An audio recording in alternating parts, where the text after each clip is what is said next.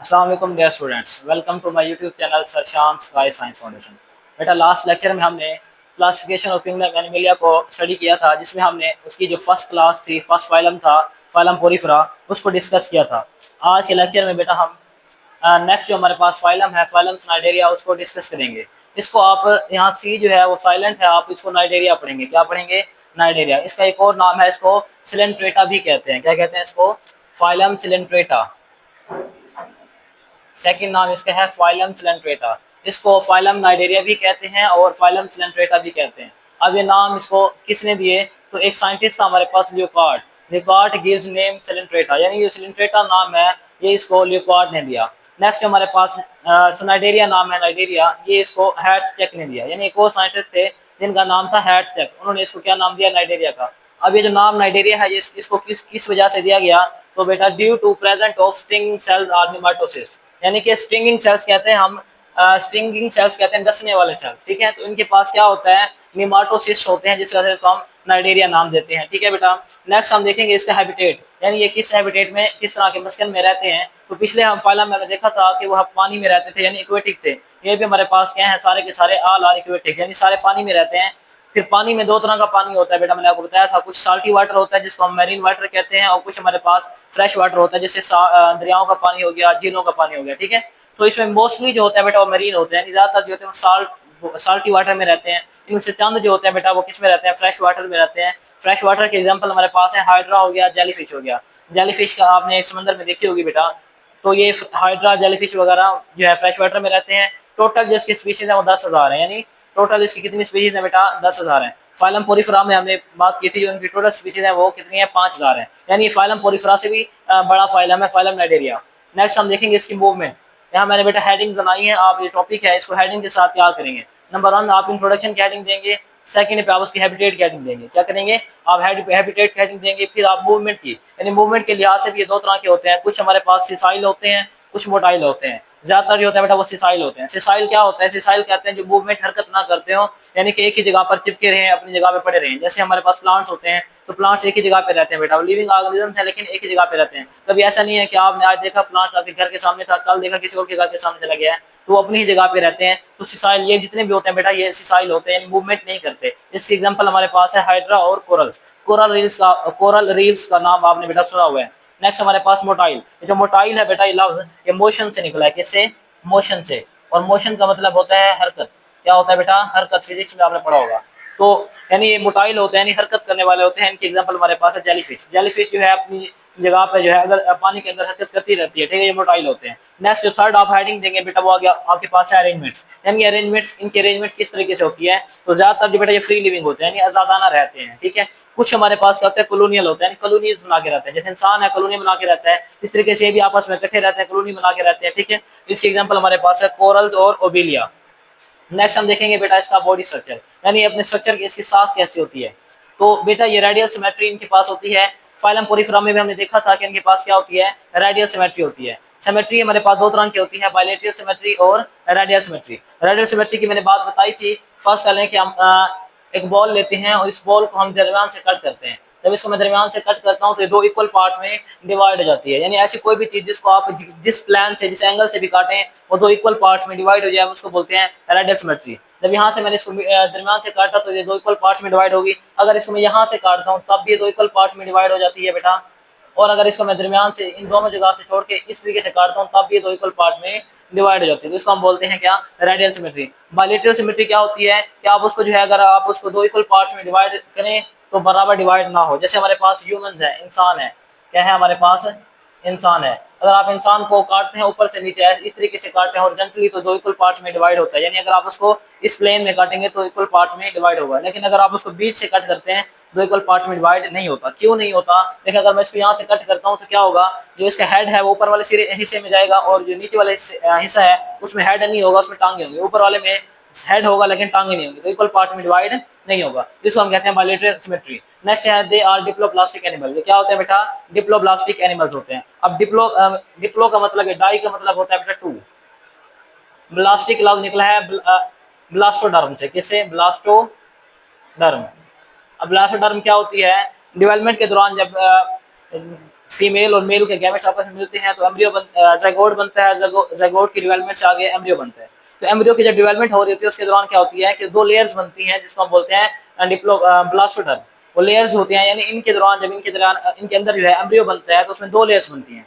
उन लेयर्स का नाम देते हैं डाइप्लोब्लास्टिक लेयर। अब उनमें से एक हमारे पास होती है एक्टोडर्म और दूसरी होती है एंडोडर्म।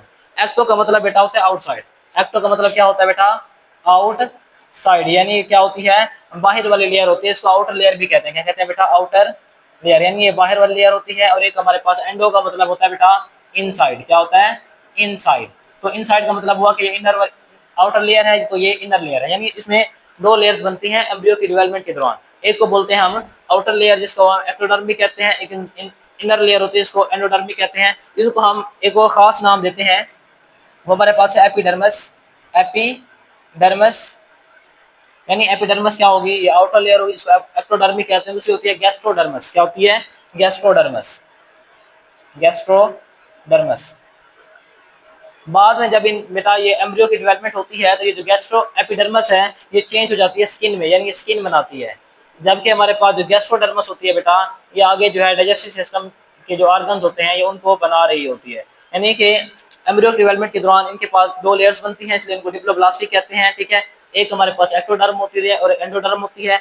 एक्टोडर्म और एंडोडर्म के दरमियान में एक और लेयर होती है जिसको हम कहते हैं मिजोग्लिया। क्या कहते हैं? मिजोग्लिया। ठीक है, बिटवीन टू लेयर्स, यानी ऊपर वाले दो लेयर्स के दरमियान में जेली लाइक सब्सटेंस, एक जेली लाइक मटेरियल जो होता है प्रेजेंट होता है, कॉल्ड मिजोग्लिया, जिसको मिजोग्लिया कहते हैं।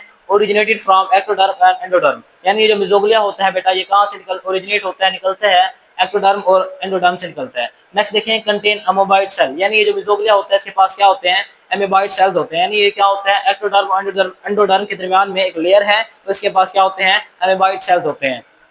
नेक्स्ट देखें ये क्या करता है? Tissue level of body organisation, यानी इनकी बॉडी जो होती है वो टिश्यू लेवल, यानी इनके सेल मिलकर आपस में क्या बना रहे हैं? टिश्यू बना रहे होते हैं।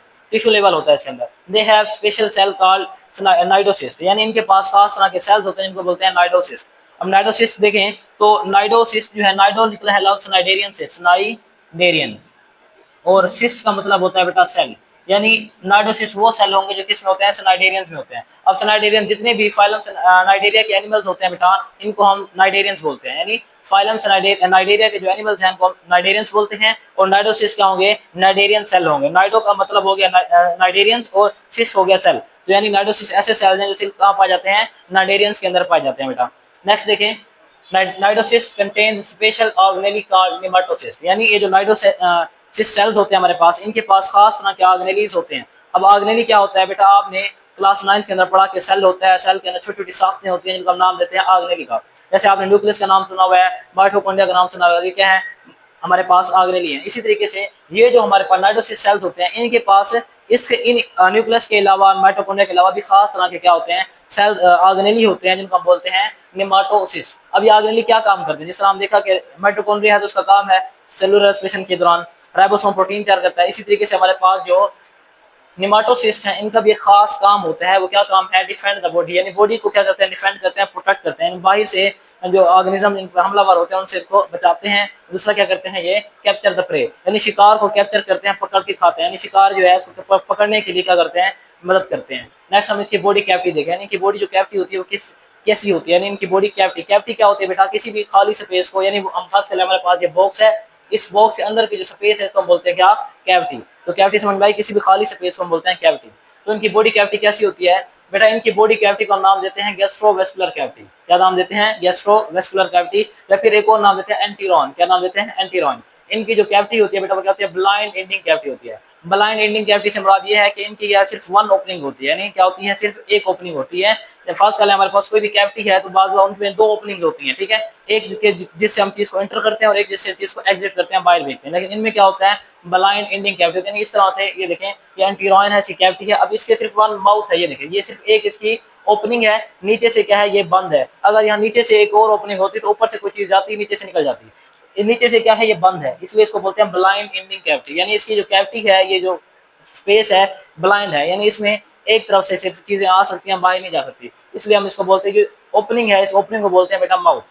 सिंगल ओपनिंग होती है जिसको हम क्या कहते हैं? माउथ कहते हैं। यानी इसके पास सिर्फ एक ही ओपनिंग है, नीचे से कोई ओपनिंग नहीं है, इसलिए इसको बोलते हैं ब्लाइंड एंडिंग कैविटी। और ओपनिंग का क्या नाम है बेटा, माउथ है। अब ये जो माउथ है, it has only one opening that act as both mouth and anus. यानी जो वन ओपनिंग है बेटा, ये क्या काम करती है, माउथ का भी काम करती है और एनस का भी काम करती है। आपने देखा होगा कि जितने भी दूसरे लिविंग ऑर्गेनिज्म होते हैं उनमें क्या होता है, माउथ होता है जैसे वो खुराक लेते हैं, और एनस होता है जैसे वेस्ट को बाहर निकालते हैं। लेकिन इनके अंदर क्या है, सिंगल ओपनिंग है, यानी एक ही हमारे पास ओपनिंग है जो मुंह का भी काम करती है, माउथ का भी काम करती है, चीजें इंटर भी होती हैं और उसी से वेस्ट मटेरियल जो है बाहर भी निकलता है। ठीक है। Mouth is covered by finger like projections called tentacles. यानी इनका जो माउथ होता है बेटा, वो सिंगल लाइक प्रोजेक्शन से कवर्ड होता है, फिंगर लाइक यानी उंगली की तरह की प्रोजेक्शंस होती हैं, उभार होते हैं, जिससे इनका मुंह जो होता है कवर हो गया। देखें आपको ब्लू कलर नजर आ रही है, ये उंगली शेप की प्रोजेक्शन उभार, इनको हम बोलते हैं टेंटिकल्स। क्या बोलते हैं, टेंटिकल्स। या क्या करती हैं, इसके मुंह को इसने कवर किया हुआ है। ठीक है, इसके मुंह को इसने कवर किया हुआ है। अब ये इसके पास हमारी क्या है, कैविटी है, जिसको हम एंटीरॉन या गैस्ट्रोवेस्कुलर कैविटी कहते हैं, जिसको ओवन ओपनिंग है, जिसको माउथ कहते हैं। अब ये पानी जो है इसी से अंदर जाता है और इसी से जो वेस्ट मटेरियल है, वाटर है, वो दोबारा से बाहर जाता है बेटा। अब इसके देखेंगे डाइजेस्टिव सिस्टम, यानी इनका जो डाइजेस्टिव सिस्टम है वो कैसा होता है। अब डाइजेस्टिव सिस्टम क्या होता है बेटा, डाइजेस्टिव सिस्टम कहता है निजाम इंहजाम को, उर्दू में कहते हैं निजाम इंहजाम। यानी जो खुराक हमने खाई वो किस तरीके से हमारे बॉडी में हजम होती है, फिर किससे हम उससे एनर्जी हासिल करते हैं और वेस्ट को बाहर निकालते हैं। ये जो सारा सिस्टम है इसको बोलते हैं डाइजेस्टिव सिस्टम। अब they have sac like digestive system. बेटा सैक का मतलब होता है थैली, यानी इनके पास क्या होता है, थैली की नुमा, थैली नुमा क्या होता है, डाइजेस्टिव सिस्टम होता है। अब थैली नुमा डाइजेस्टिव सिस्टम क्या होता है, जैसे थैला होता है हमारे पास बेटा, थैले में क्या होता है कि हम एक ही चीज को ऊपर से एक ही सुराख होता है, चीजें डालते हैं, अंदर से कोई सुराख नीचे से कोई सुराख नहीं होता है, थैले नुमा होता है, यानी एक ही ओपनिंग होती है। इसके इनमें भी क्या होता है कि सैक डाइजेस्टिव सिस्टम होता है, वन ओपनिंग होती है, जिससे हम क्या करते हैं, चीजों को इंटर भी करते हैं और एग्जिट भी करते हैं। It means that only one opening for entry and exit of food. यानी खुराक अंदर दाखिल करने के लिए भी एक ही ओपनिंग है, जिसको हमने माउथ का नाम दिया, और इसको बाहर निकालने के लिए भी एक ही ओपनिंग है, जिसको हमने क्या दिया, माउथ का नाम दिया, और यही एनएस के तौर पर भी काम कर रही होती है। यानी वन ओपनिंग है, सिंगल ओपनिंग है, जो इनके एग्जिट दोनों का काम करती है। ठीक है। नेक्स्ट हम देखेंगे नर्वस सिस्टम, यानी इनके पास जो है नर्वस सिस्टम कैसा होता है। ठीक है, तो they have network of neurons. इनके पास क्या होता है, न्यूरॉन्स का एक नेटवर्क होता है, जाल होता है, पूरी बॉडी में न्यूरॉन्स होते हैं, उनका एक जाल बना होता है। लेकिन इनके पास बेटा क्या होता है, सीएनएस सेंट्रल नर्वस सिस्टम नहीं होता है। They have there is no central nervous system. इनके पास कोई सेंट्रल नर्वस सिस्टम नहीं होता। अब इसका मतलब है सेंट्रल नर्वस सिस्टम में हमारे पास दो चीजें आती है बेटा, एक हमारे पास आता है ब्रेन और दूसरा हमारे पास स्पाइनल कॉर्ड। यानी इसका मतलब ये हुआ इनके पास ब्रेन नहीं होता। क्या होता है, ब्रेन जो है वो एब्सेंट होता है, साथ में स्पाइनल कॉर्ड भी क्या होती है बेटा, वो एब्सेंट होती है, स्पाइनल कॉर्ड। यानी इनके पास ब्रेन और स्पाइनल कॉर्ड नहीं होता है, लेकिन इनके पास इनकी बॉडी पूरी के अंदर क्या होती है, नेटवर्क होता है न्यूरॉन्स का, पूरा एक न्यूरॉन्स का जाल बना होता है। नेक्स्ट हमारे पास है रेस्पिरेटरी सिस्टम इज एब्सेंट, यानी इनके पास जो है रेस्पिरेटरी सिस्टम भी नहीं होता। अब रेस्पिरेटरी सिस्टम क्या होता है बेटा, सांस लेने का निजाम, यानी जब हमने सांस ली, ये सांस को हमने अंदर किया, सांस को बाहर छोड़ा, तो इसको हम कहते हैं रेस्पिरेटरी सिस्टम। इनके अंदर सांस लेने का कोई निजाम नहीं होता है। और एक्सक्रेटरी सिस्टम इज एब्सेंट, यानी इनके पास एक्सक्रेटरी सिस्टम जो है वो भी एब्सेंट होता है, नहीं होता है। एक्सक्रेटरी सिस्टम क्या होता है, वेस्ट को बाहर निकालने का सिस्टम। ठीक है, इनके पास जो है अलग से कोई निजाम नहीं होता कि वेस्ट को बाहर निकालें, वन ओपनिंग होती है, सिंगल ओपनिंग होती है, उसी से वेस्ट को बाहर निकालते हैं, उसी से फूड को एंटर कर रहे होते हैं। ठीक है।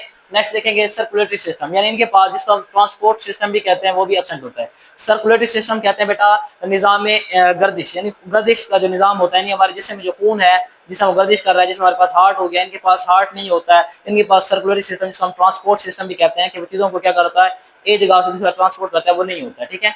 नेक्स्ट देखेंगे बॉडी फॉर्म्स, यानी इनकी जो बॉडी फॉर्म्स होती है किस तरीके से होती है, इनकी बॉडी जो है वो किस शक्ल में होती है। तो इनके पास कहते हैं टू बॉडी फॉर्म्स होती हैं, they have two body forms. इनके यहाँ दो बॉडी फॉर्म्स होती हैं, एक हम कहते हैं पोलिस और सेकंड को कहते हैं मिडोसिया। यानी नंबर 1 पे हमारे पास क्या है, पोलिस है, और नंबर 2 पे हमारे पास क्या बेटा, मिडोसिया है। अब पोलिस क्या होता है, दे आर सिलेंड्रिकल, ये क्या होता है बेटा, सिलेंड्रिकल होता है, इस तरीके से इनकी क्या होती है, सिलेंड्रिकल होते हैं। और दूसरा हमारे पास मिडोसा क्या होता है, अम्ब्रेला लाइक होते हैं। क्या होते हैं बेटा, अम्ब्रेला लाइक, छतरी नुमा होते हैं, ये अम्ब्रेला लाइक होते हैं, छतरी नुमा होते हैं। पोलिस क्या होता है, दे आर सिसाइल, पोलिस क्या होता है बेटा, ये सिसाइल होते हैं, हरकत नहीं करते, एक ही जगह पे रहते हैं और चीजों के साथ चिमटे होते हैं, जुड़े होते हैं। ठीक है। जबकि हमारे पास जो मिडोसा है बेटा, दे आर फ्री लिविंग, यानी फ्री स्विमिंग होते हैं, फ्री लिविंग होते हैं, यानी आजादाना तैर सकते हैं, एक जगह से जगह मूव कर सकते हैं। ठीक है, मोटाइल होते हैं। दे रिप्रोड्यूस एक्सेक्सुअली, जो पोलिस होता है बेटा ये सेक्सुअल रिप्रोडक्शन से अपनी तादाद को बढ़ाते हैं, जबकि हमारे पास जो मिडोसा होता है बेटा वो क्या करते हैं, दे रिप्रोड्यूस सेक्सुअली, यानी सेक्सुअली जो है रिप्रोड्यूस करते हैं।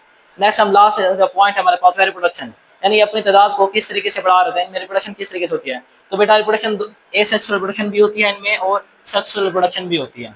अब एसेक्सुअल रिप्रोडक्शन होती है वो बर्डिंग के जरिए होती है, यानी बर्ड बनाते हैं, बर्ड के जरिए जो है अपनी बॉडी को, जैसे फर्स्ट करने हमारे पास ये कोई ऑर्गेनिज्म है, इसके ऊपर यहाँ पर एक बर्ड बनती है, फिर ये बर्ड टूट के अलग हो जाती है, फिर इस बर्ड से एक नया ऑर्गेनिज्म बन जाता है। तो ये एसेक्सुअल रिप्रोडक्शन है जिसको हम बोलते हैं बर्डिंग।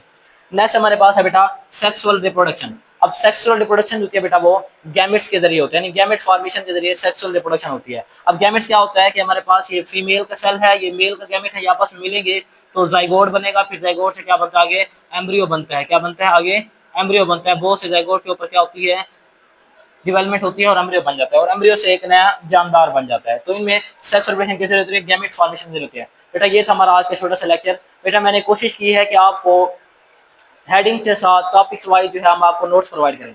इतनी मेहनत बेटा हम आपके लिए करते हैं कि आप क्या करें, साथ साथ इसके नोट्स बनाएं।